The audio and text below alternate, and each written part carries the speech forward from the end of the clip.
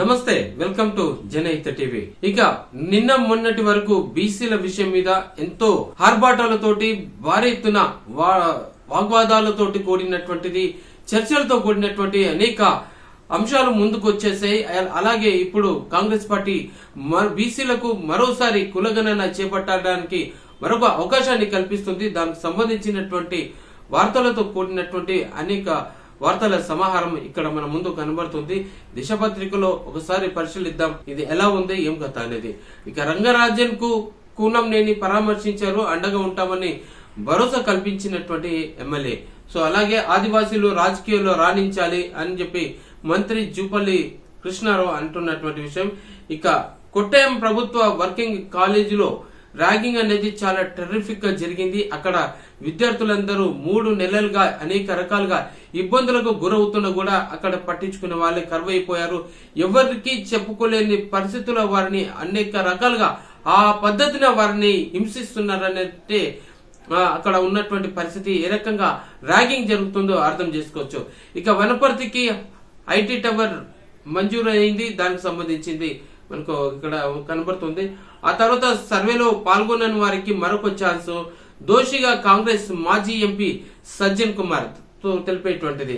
ఇక 1984 సిక్కు వ్యతిరేక అల్లర్లలో దోషిగా తేల్చేసింది కోర్టు. సో దానికి సంబంధించింది. సో వైరాలో పట్టపగలి చోరీ, సేవాలాల్ జయంతిని అధికారికంగా నిర్వహించండి అంటూ మహాకుంభమేళాలో హర్యానా గవర్నర్ పవిత్ర స్నానం చేసి దానికి సంబంధించింది. ఇక నాకు మరణ శిక్ష పడొచ్చు అని చెప్పేసి అంటున్నారు మెటా సిఇఓ మార్క్ జూకర్బర్గ్. సంచలన వ్యాఖ్యలు.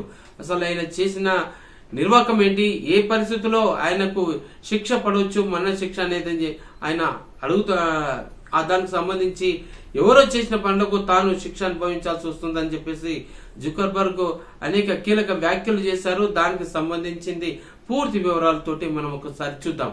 సో మొట్టమొదలు సర్వేలో పాల్గొన్న వారికి మరొక ఛాన్స్ అని చెప్పేసి కనబడుతుంది. ఇక్కడ బట్టి విక్రమార్క ఈ నెల 16 నుంచి 28 తేదీ వరకు మళ్ళీ కులగణన జరుగుతుంది. 3.1% వరకు మంది ఈసారి వివరాలు ఇవ్వాలి.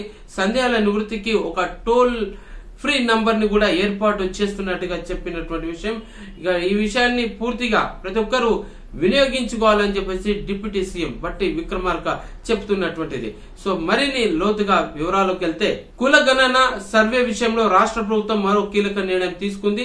ఈ సర్వేలో పాల్గొనని 3.1% మందికి మరో అవకాశం కల్పిస్తూ రాష్ట్రంలో ఈ మరోసారి సర్వే నిర్వహిస్తామని డిప్యూటీ సీఎం చెప్పినటువంటి విషయం. ఇవాళ రాష్ట్ర సచివాలయంలో మీడియాతో మాట్లాడుతూ ఈ నెల 16 నుంచి 28 వరకు సర్వే నిర్వహిస్తామన్నారు. అవకాశాన్ని ప్రజలు సద్వినియోగం చేసుకోవాలని చెప్పేసి ఆయన కోరారు.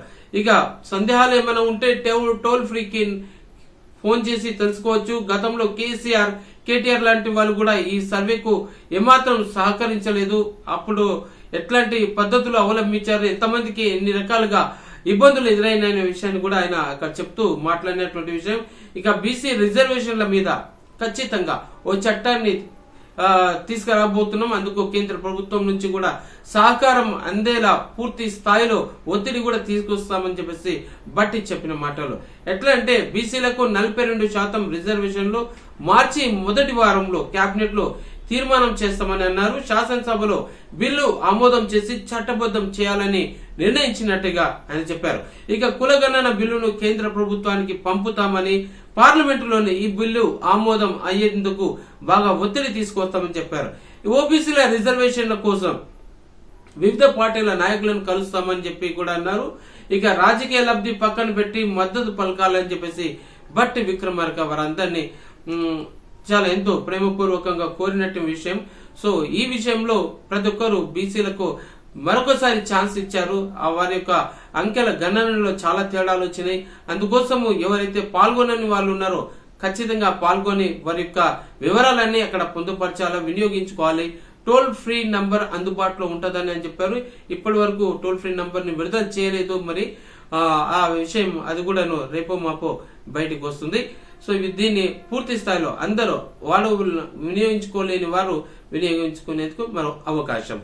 సో మంచిదే. ఎట్టకేలకు టోటల్ గా తెలంగాణలో బీసీల జనాభా ఎంత ఉంది, ఎంత పర్సెంటేజ్ వరకు రిజర్వేషన్ ని ఖచ్చితంగా అమలు చేస్తారనేది, ఇన్నాళ్ళకైనా బీసీలకు తగిన న్యాయం దొరుకుతుందని చెప్పి ఇక్కడ మనం భారీగానే ఆశించవచ్చు. సో వీళ్ళని ఇక్కడ కొట్టాయం ప్రభుత్వ అంటే ఇది కేరళలో జరిగినటువంటి సంఘటన మనకు కనబడుతుంది క్లియర్ గా.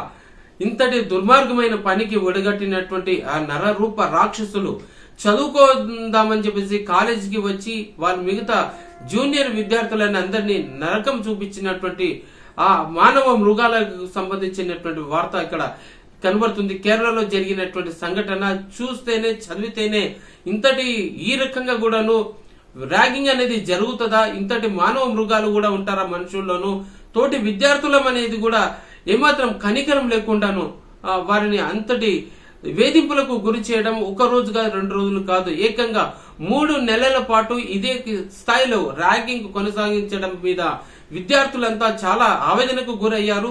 అది ఎవరికి చెప్పుకోలేని పరిస్థితిలో వారిని అంతటి విధంగా టార్చర్ చేశారు. ఇంతటి మూర్ఖులని, ఇంతటి నరరూప రాక్షసులని కఠినంగా శిక్షించాల్సినటువంటి అవసరం ఉంది. ఏ విధంగా అయితే వీళ్ళకు ర్యాగింగ్ చేస్తారో అంతకు 10 రెట్లు వీళ్ళకి ఆ స్థాయిలో వీళ్ళకి శిక్ష పడితే గాని ఈ బాధితులకు అందరికీ సరైన న్యాయం చేసినట్టు అవుతుంది. సో అట్లాంటి ర్యాగింగ్ అనేది మొత్తానికి కేంద్ర ప్రభుత్వం ఈ విషయంలో అన్ని చాలా కఠిన చర్యలు తీసుకుంటే గాని మొత్తానికి అన్ని రాష్ట్రాల్లో ఇది అమలు అవడానికి సాధ్యపడుతుంది. కొన్ని రాష్ట్రాలు ప్రత్యేకించి వీటి మీద చట్టపరమైనటువంటి చర్యలు, కొన్ని కట్టుబాట్లతో కూడినటువంటి కాలేజీలు నడుస్తుంటే, కానీ మరికొన్ని స్టేట్లలో ఈ రకమైనటువంటి చాలా అతి క్రూరంగా ప్రవర్తించి తోటి విద్యార్థులతోటి నడవలేని చెప్పుకోలేనటువంటి విధంగా వారిని హింసకు గురి చేసినటువంటి ఆ దుర్మార్గులను చాలా కఠినంగా శిక్షించాల్సినటువంటి అవసరం ఉంది. సో మరి వీళ్ళుగా దీనికి సంబంధించిన వార్త పూర్తిది ఏంటో చూద్దాం.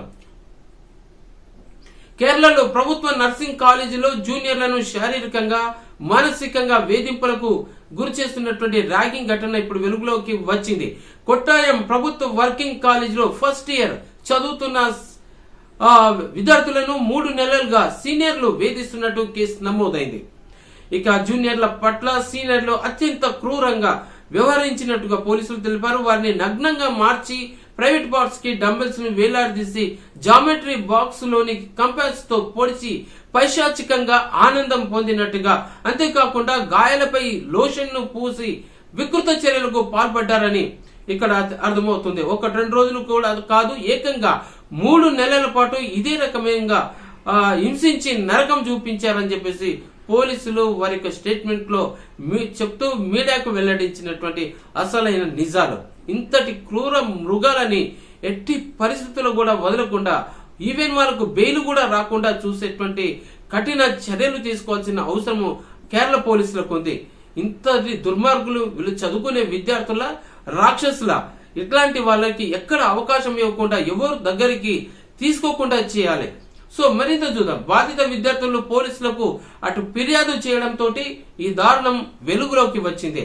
ఇక ప్రతి ఆదివారం మద్యం పార్టీల కోసం జూనియర్ల నుంచి డబ్బులు లాక్కునేవారని ఎవరైనా ఎదురు తిరిగితే ఇక వారిని దారుణంగా కొట్టేవారని తెలియదు. ఇక జూనియర్స్ ని మద్యం తాగేలా వేధించి ఆ దృశ్యాలను వీడియోలో తీసే బెదిరించేవారన్నారు. ఇక కాగా ఇటీవల 15 ఏళ్ల బాలుడు తోటి విద్యార్థులు ర్యాగింగ్ కారణంగా 26 అంతస్తుల భవనంపై నుంచి దూకి ఆత్మహత్యకు పాల్పడ్డాడు. ఈ ఘటన ఎప్పుడు దేశవ్యాప్తంగా సంచలనం రేపింది. అది జరిగిన కొద్ది రోజులకే ఈ ఘటనకు సంబంధించినటువంటి ర్యాగింగ్ కు సంబంధించినటువంటి వివరాలన్నీ ఇప్పుడు బయటికి ఒక్కొక్కటిగా వెలుగులోకి వస్తున్నాయి.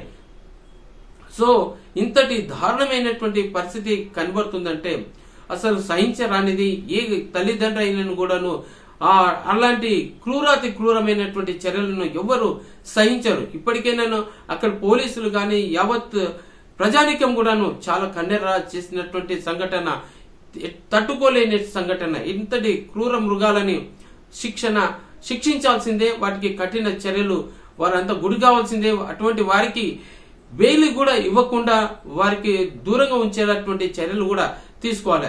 వారు ఒకవేళ కోర్టుకు ప్రొడ్యూస్ చేసినా కూడాను వారికి బెయిల్ ఏర్పాటు చేసేందుకు న్యాయమూర్తులు కూడా రావద్దు. అట్లాంటి శిక్ష వారికి పడ్డప్పుడే తోటి విద్యార్థులకు జరిగిన బాధ ఏంటనేది వారికి అర్థమవుతుంది.